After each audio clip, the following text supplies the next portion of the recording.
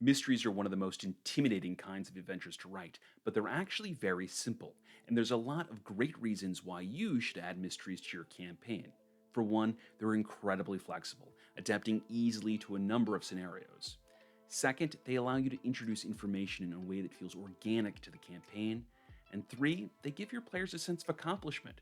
Who doesn't feel like a rock star after super sleuthing out the solution to a mind bending mystery? So, with that in mind, let's write a mystery.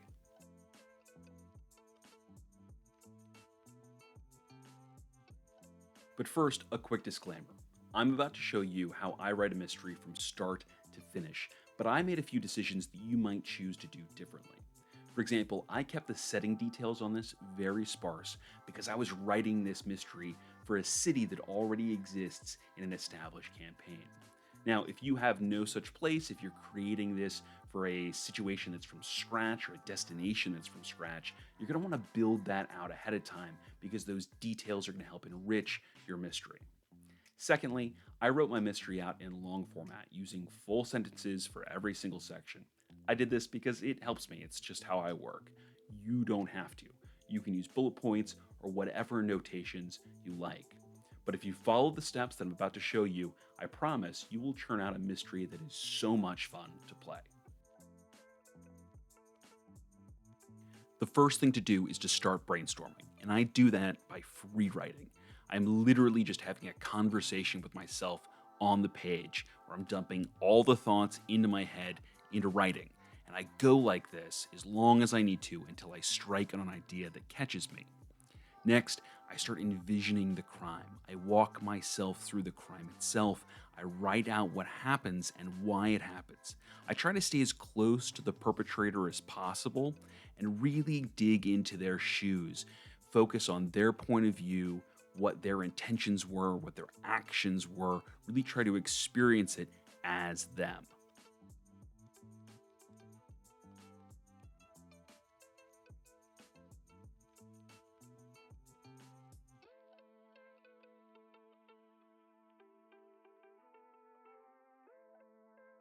So once I have the crime sort of walk through in my head, I've got a clear view on what happened, or at least what I think happened at this point. I start interrogating myself about it. I start going through it and pulling up the who, the what, the where, the why, the how, all of those little things. And then I start plucking out the clues that jumped out at me immediately while I was going through this walkthrough. Now, in my methodology, I make a distinction between clues and leads. Clues are things that the characters discover that allow them to move further into the mystery. They either lead them to leads or they lead them to the solution, i.e., in this case, the killer. Leads, on the other hand, are encounters that the characters have that provide the opportunity for further investigation and the discovery of other clues. So once I've jotted down those initial batch of clues that kind of leap out at me as kind of something to work with, I start brainstorming leads, interesting people and places, events, or activities that the characters might explore to gather more information. Leads can really be anything at all, so long as there's the ability for the characters to interact with them during the investigation. You just don't want these to be static things. You think of leads as scenes that you can develop, and that's in fact how we're going to address them later. So once I kind of take that big brainstorming list, I then mill it down to three, four leads that become kind of the core of my mystery, or at least the first level of my mystery if I'm making one that's a little more complicated. And I focus in on those.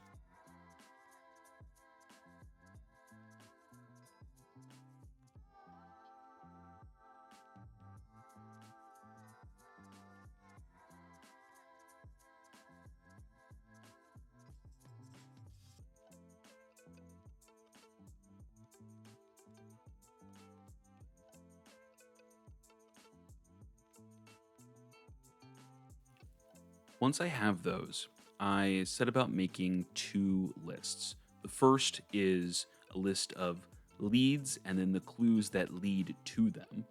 And then the second is a list of leads and the clues that can be found while investigating that lead. So, for example, on the leads and the clues that lead to them, I would list under the Arcanum everything throughout the mystery that leads to the Arcanum. For the other list, that is in this document, my working clue list, I'm taking all of the clues that can be found at that location. So, for example, under the dive bar, which I later rename, I list all of the clues that the PCs might find at the dive bar. While I'm doing this, I make sure that I include at least 3 clues for every lead, and I can spread them around, mix them around, right? So that you don't find all of the clues that lead to the Arcanum at the initial murder scene or at the dive bar or at the cult meeting place. You have the opportunity, or the characters have the opportunity, to find a clue that leads to the Arcanum at the murder, that leads to the dive bar at the murder, that leads to the cult meeting place at the murder. But I want to make sure that there's 3 for each and every lead. That way, if the characters miss 1 or 2 of them, they still have the opportunity to find that. Now, in this case, I ended up using 4 leads, so there were really 4 clues at every site there. 3 for all of the other leads, and then 1 that got them closer to the killer.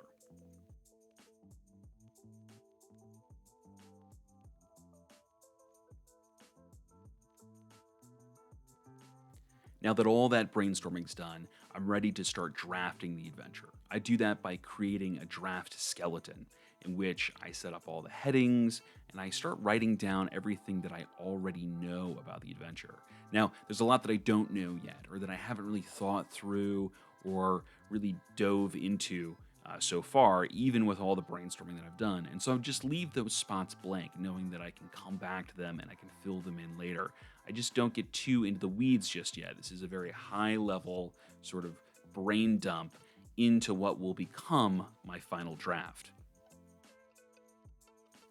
One of the things that I do to make this go a little faster for myself is I create templates. And now I'll include the link to this specific Notion template. This is my general adventure Notion template that you can use to create all kinds of adventures as sort of a starting off point. And I'll include a link so that you can download your copy of that for free. You can start using Notion to build your adventures if you like. But within that, as I'm making this particular project unique, I might build custom templates for myself so that when I create a new lead scene, I already have sort of the core of that put together.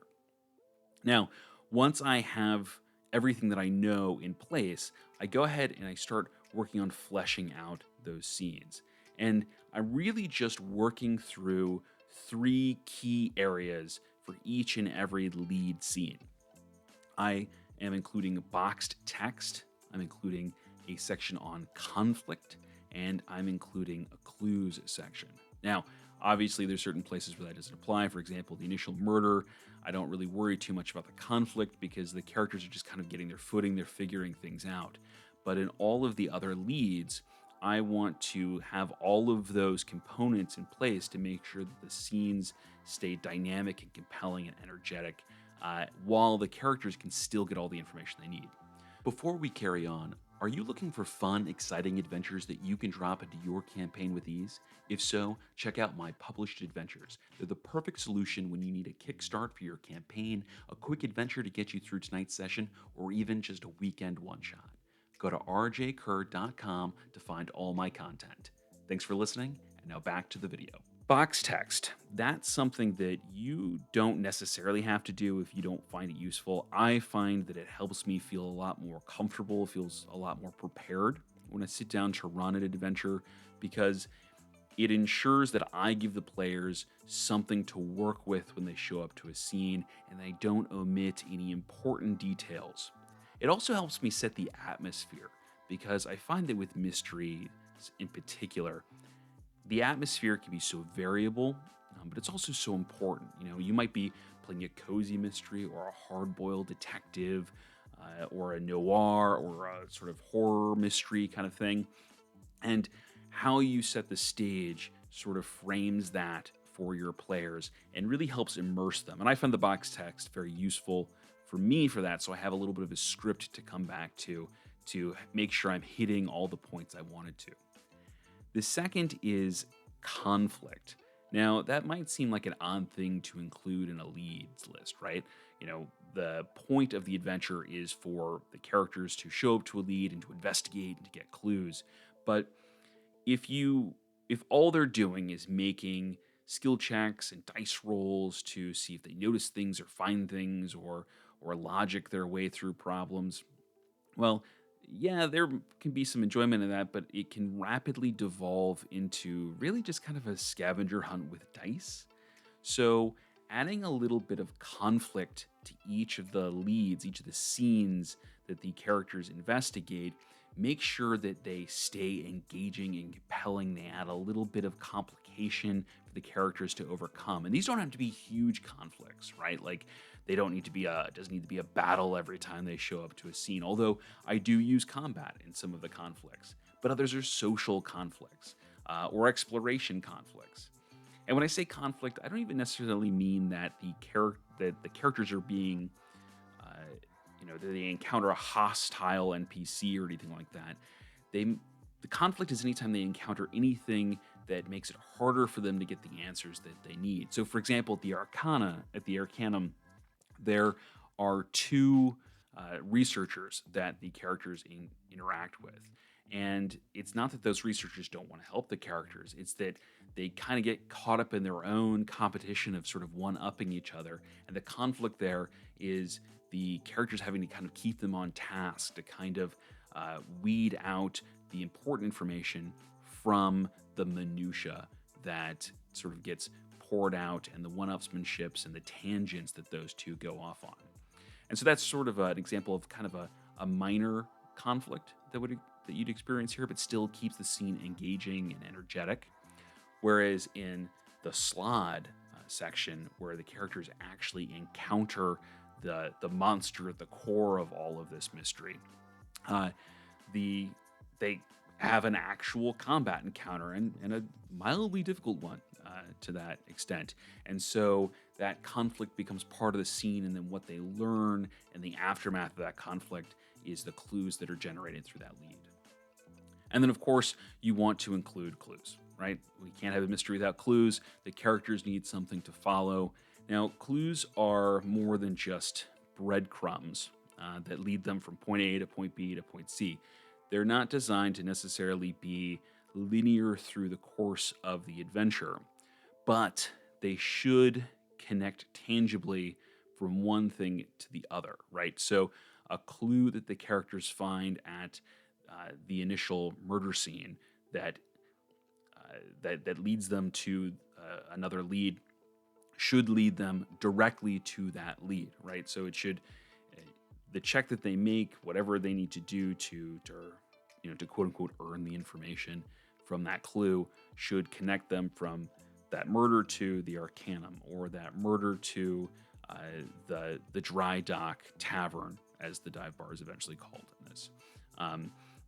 What you don't want is it to be this sort of logic puzzle of a piece that they had to work hard to earn, and then they have to sort of noodle out to figure out where to go next. You don't want to create those dead ends if you can avoid it. Again, I'm making sure that there's at least 3 clues in each and every one of these lead scenes, so that there's plenty of things for the characters to find at each one.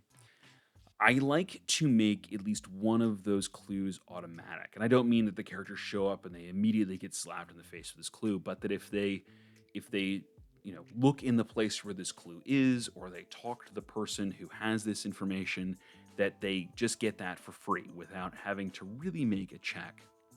And that way, every time they hit a lead, they learn something new. They don't get stonewalled at any point. And then that also leaves me free to make sort of scaled DCs for the other clues, so that some are easier to find, some are more difficult to discover, and I try to make the ones that are more difficult to discover more significant.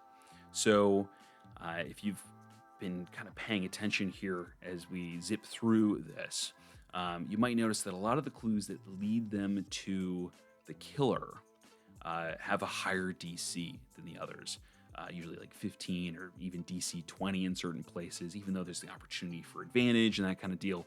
But uh, those clues that would allow them to sort of skip over parts of the adventure are available. They're present. The characters can find them, but they're much more difficult to discover. And they may be a little less obvious. And so that means that when a character has a really good check or really ingenious idea, they do something excellent. They can get rewarded by a big chunk of vital information. But even if they have middling roles or they have a lead that kind of just doesn't go the way they hoped, they're not they're not hitting a dead end. They still have something to move forward with. So I just work through and I do that for every single scene here, every single lead here. And then, in addition to the primary leads, the ones that we brainstormed out in the first section, I also build out uh, one or two what I call floaters. Other people will call these proactive leads, but effectively, it's when your characters, or rather your players, are stuck and your characters don't know where to go, and they've missed some important clues and they're not finding them. You have what we would call in the fiction writing community a body to drop through the ceiling. You have something that you can make happen to the characters that feels organic and natural to the mystery, but also provides the opportunity for further investigation and might provide clues that were otherwise overlooked. So, for example, the classic thing is, if the characters are having trouble solving the murder, well, then there's another murder. And now they have the opportunity for fresh information with new clues, and the DCs might be a little bit lower. You can fiddle with those as necessary to make sure the characters are getting the information they need to move forward. Um, Now, you can do this in other ways too. So, for example, in this one, I have subsequent murders, and then I also have this one called Cult Assassins, since there is a cult at the center of this mystery. And that's one where, if the players are really struggling, I might bust that out and have the cult decide that the characters are getting too close. This paranoid group is paranoid that they're on the cusp of being discovered, and so they send killers to take out the characters. And through that conflict, the result of that combat encounter, there's other clues they can discover, things that are foundational to this that might have been easily overlooked in other leads, but also a nice big hefty clue, this instructions in cipher that have a really meaty lead, a really meaty clue towards the lead that ultimately solves the mystery. Now, if the players are doing great, the characters are cruising through this and figuring it all out, there may never be a second murder. There may never be this cult assassins uh, lead here, and that's fine. In fact, that's wonderful. Those are there as ways to keep the story moving, keep the adventure from getting stonewalled, if and when the characters have a rough time in a couple leads, or the dice just aren't with them that night. So I do the same thing for those where I'm building out the box text if necessary. I'm building out the conflict and I'm listing the clues for that as well. And then, of course, I get into the climax, the solution, in this case, the killer uncovered. Now, this is a little bit different of a scene in that, yes, this is a clues lead the characters here, but it's not so much that they're investigating and finding more clues at the scene; they're discovering the uh, the the solution, or they're having their solution verified. In this case, the characters are coming upon the cult that was the cause of this, and the individual involved, this Heinrich of Horn, in the midst of a ritual that is effectively the cult being caught red-handed, and a combat encounter will ensue, both with the cult leadership, including Heinrich Vorn, and then potentially with the creature of chaos conjured through the ritual if the players, or the characters rather, don't stop the ritual in time. And so this is our conclusion. In a gritty adventure, this is often a combat encounter. In a cozy mystery, this could be a Agatha Christie style sort of sum up where the characters show up and they explain their solution to the mystery, and then the City Watch shows up and arrests the bad guys. The last thing that I do is I go through and I write out a summary of the crime. Now, you'll recall that we did a walkthrough during the brainstorming, but I like to come back at the end and rewrite that summary very neatly and succinctly for myself at the beginning of the adventure. I do this last because as I create the mystery, things are going to change as the needs for clues and leads bend and shift. Now I'm at the end, I'm ready for my falling action and resolution, and so I sit down and I draft out success and failure states. What happens if the characters succeed? How does the world change around them? What happens to the villain? What happens to them? And then what happens if they fail? What am I going to do to keep the game going so they don't end up with a TPK that's just kind of a, well, you guys messed it up and that's the end, and now we lose and the campaign's over. So giving myself some runway to work with. Finally, I create a leads list. Effectively, this is a list of all of the clues that the characters can find and the leads they link to and the leads where they find these clues, and a little tick box so I can mark off when they found them and know which ones are still outstanding. Just makes it easier to keep track of all the moving parts as we sit down and actually play this adventure. And that's all there is to it. Mysteries might seem impossible on the surface, but they're actually very easy to write. Just follow the simple steps that we went over in this video, and you'll be off to a great start. Hopefully now you feel empowered to go out and write your very own mystery adventures. Thanks for watching. If you've enjoyed this video, please like, subscribe, and leave a comment. And be sure to hit that bell icon so that you never miss a video.